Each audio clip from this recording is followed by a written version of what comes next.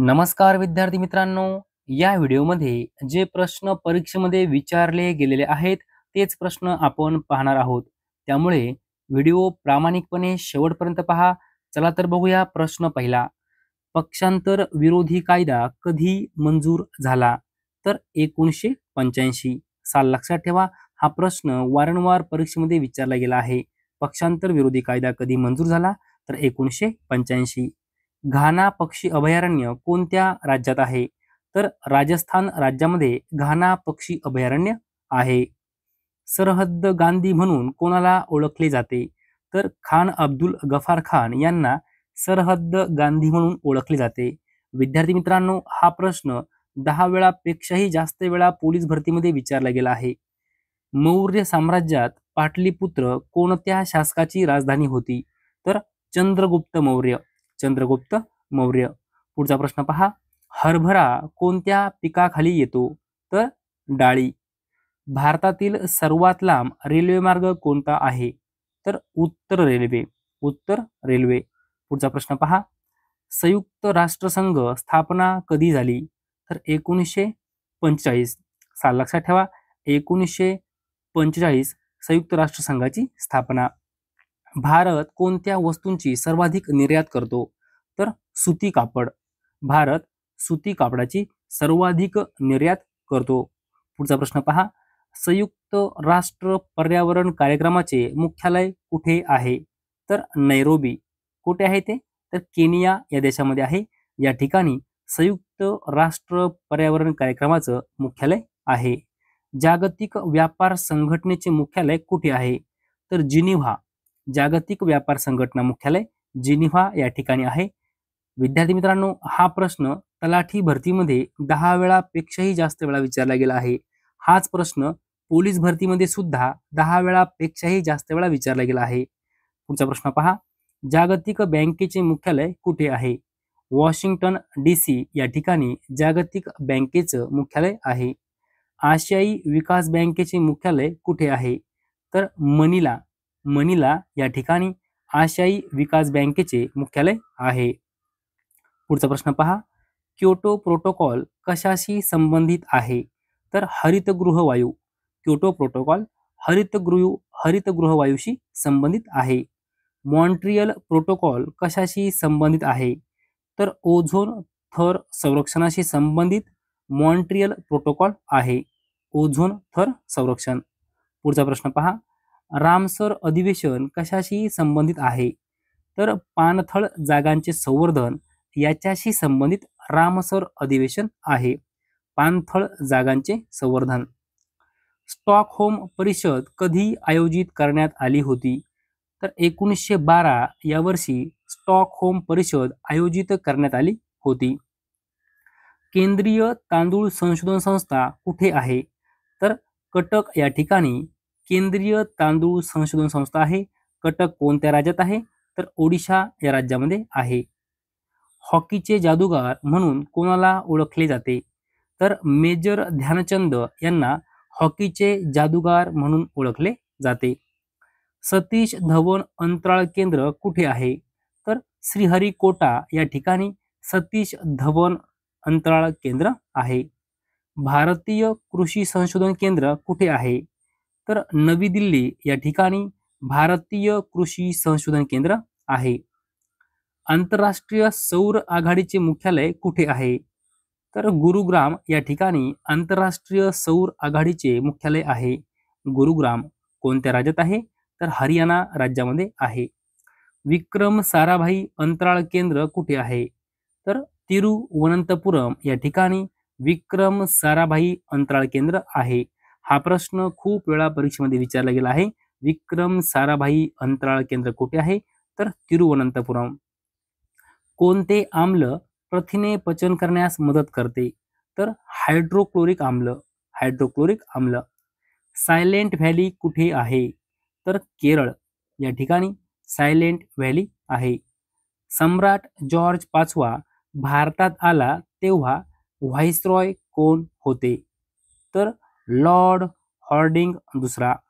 Lord Harding दुसरा. लक्षात ठेवा. सम्राट जॉर्ज 5वा भारतात आला तेव्हा व्हाईसरॉय कोण होते? तर लॉर्ड हॉर्डिंग दुसरा. 1866 मध्ये लंडनमध्ये ईस्ट इंडिया असोसिएशनची स्थापना कोणी केली? तर दादाभाई नौरोजी यांनी केली होती. लक्षात ठेवा, खूप वेळा हा प्रश्न परीक्षेमध्ये विचारला गेला आहे. ईस्ट इंडिया असोसिएशनची स्थापना कोणी केली? दादाभाई नौरोजी. कधी केली? 1866. साल लक्षात ठेवा.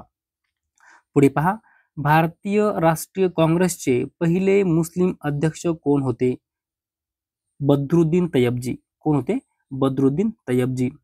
भारताच्या फाळणीचा निषेध करण्यासाठी 3 जुलै 1947 हा दिवस कोणत्या प्रमुख पक्षाने काळा दिवस म्हणून पाळला?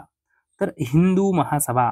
लक्षात ठेवा, भारताच्या फाळणीचा निषेध करण्यासाठी 3 जुलै 1947 हा दिवस कोणत्या प्रमुख पक्षाने काळा दिवस म्हणून पाळला? तर हिंदू महासभा. पुढील प्रश्न पहा, भारतातील सर्वात मोठा सिंचन कालवा कोणता? तर इंदिरा गांधी कालवा हा भारतातील सर्वात मोठा सिंचन कालवा आहे. भारतातील सर्वोच्च नागरी पुरस्कार कोणता आहे? तर भारतरत्न हा भारतातील सर्वोच्च नागरी पुरस्कार आहे. विद्यार्थी मित्रांनो, हा प्रश्न 25 वेळापेक्षाही जास्त वेळा पोलीस भरती, तलाठी भरतीमध्ये विचारला गेला आहे.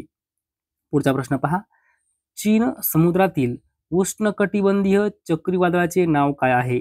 तर टायफून. काय नाव आहे? टायफून. हिमालय कशाचे उदाहरण आहे? तर फोल्ड माउंटन्स. हिमालय कशाचे उदाहरण आहे? तर फोल्ड माउंटन्स. कोणत्या घटनादुरुस्तीला भारताचे लहान संविधान म्हणूनही ओळखले जाते? तर 42वी घटनादुरुस्ती. लक्षात ठेवा विद्यार्थी मित्रांनो, 42व्या घटनादुरुस्तीला भारताचे लहान संविधान म्हणूनही ओळखले जाते. विद्यार्थी मित्रांनो, जर असा प्रश्न आला 42वी घटनादुरुस्ती कोणत्या वर्षीची आहे? तर लक्षात ठेवायचं आहे 1976. 42वी घटनादुरुस्ती कोणत्या वर्षीची आहे? तर 1976. अखिल भारतीय सेवांमध्ये नियुक्त्या कोण करतात? तर राष्ट्रपती करतात. कोण करतात? राष्ट्रपती. हा प्रश्न खूप वेळा परीक्षेमध्ये विचारला गेला आहे. अखिल भारतीय सेवांमध्ये नियुक्त्या कोण करतात? तर राष्ट्रपती नियुक्त्या करतात. भारतीय संविधानाच्या कोणत्या कलमात राष्ट्रीय आणीबाणीची तरतूद आहे? तर कलम 352. कलम 352 राष्ट्रीय आणीबाणी.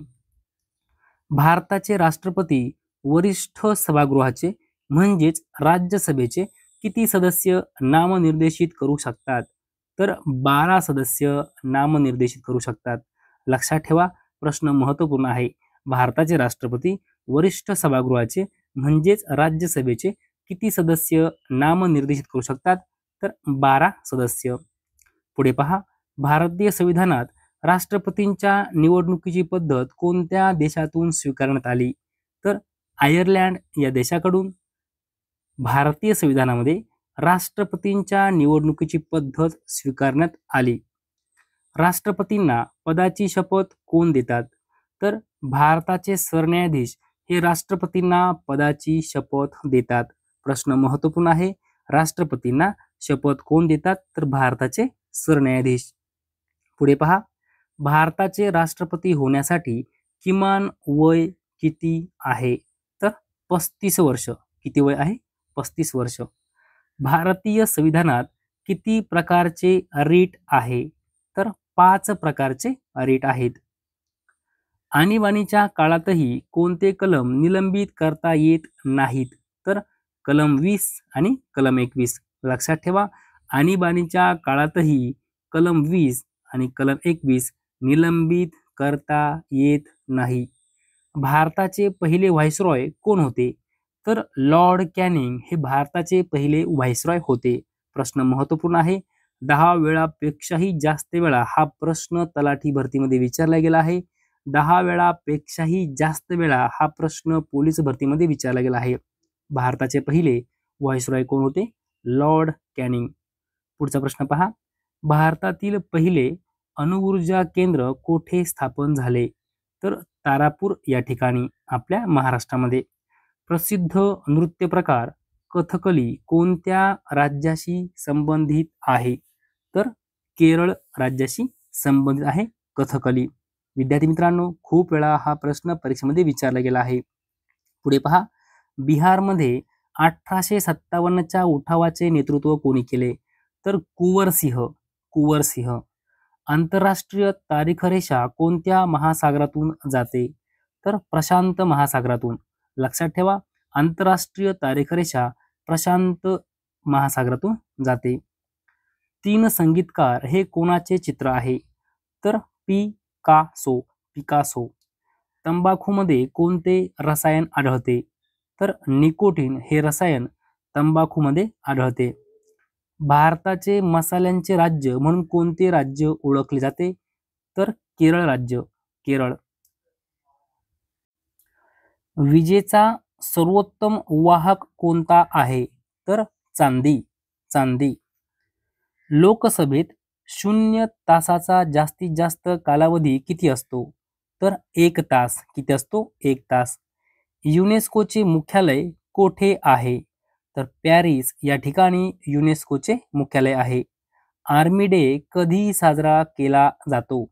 तर 15 जानेवारी. पंचतंत्र कोणत्या काळात लिहिले गेले? तर गुप्त काळामध्ये पंचतंत्र लिहिले गेले. लक्षात ठेवा, पंचतंत्र गुप्त काळात लिहिले गेले. विद्यार्थी मित्रांनो, आपले शेवटचे 2 प्रश्न आहे. संयुक्त राष्ट्रांच्या न्यायिक संस्थेचे नाव काय आहे? तर आंतरराष्ट्रीय न्यायालय. पंचतंत्राचे लेखक कोण आहेत? तर विष्णू शर्मा. लक्षात ठेवा, पंचतंत्र हे पुस्तक आहे, याचे लेखक कोण आहेत? विष्णू शर्मा हे आहेत. हा प्रश्न 15 वेळापेक्षाही जास्त वेळा तलाठी भरतीमध्ये विचारला गेला आहे. हा प्रश्न 15 वेळापेक्षाही जास्त वेळा पोलीस भरतीमध्ये विचारला गेला आहे. आणि विद्यार्थी मित्रांनो, जे प्रश्न परीक्षेमध्ये विचारले गेलेले आहेत तेच प्रश्न आपण तुमच्यापर्यंत पोहोचवत असतो. जर तुम्हाला हा व्हिडिओ आवडला असेल तर नक्की लाईक करा, शेअर करा, सबस्क्राईब करा. धन्यवाद.